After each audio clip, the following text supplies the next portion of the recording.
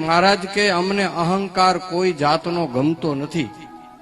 ભક્તજનો, એક સંતે બહુ સરસ ચિંતન કર્યું છે. મહારાજના વચનામૃતમાં પણ આ વાત છે કે કોઈ નાના માણસની નાની ભૂલ જોઈને એને ઉતારી પાડવો ને અહંકારનું પ્રદર્શન છે. આપણે ખબર કેમ પડે કે આ માણસના અંતરમાં અહંકાર બેઠો હોય? તો બહુ એક સંતે ચિંતન કર્યું છે કે કોઈની નાની ભૂલ જોઈને એને ઉતારી નાખવો એ અહંકારનું પ્રદર્શન છે. અને આ ભૂલેલા માણસને રસ્તો બતાવીને સાચે માર્ગે ચડાવી દેવો ને એના સંસ્કારનું દર્શન છે. સંસ્કારનું દર્શન અને અહંકારનું પ્રદર્શન આ દુનિયામાં લોકો બધા કરે જ છે.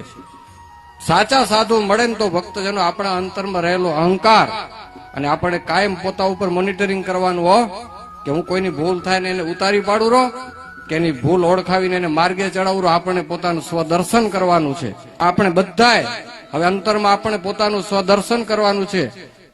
હું ઉતારવાની ભાવનાથી જીવું છું કે ઉતરી ગયેલાને માર્ગે ચડાવનારી ભાવનાથી જીવું છું. બહુ મોટી વાત છે. આ સમજણથી આપણે બધાને ચિંતન કરવાનું છે.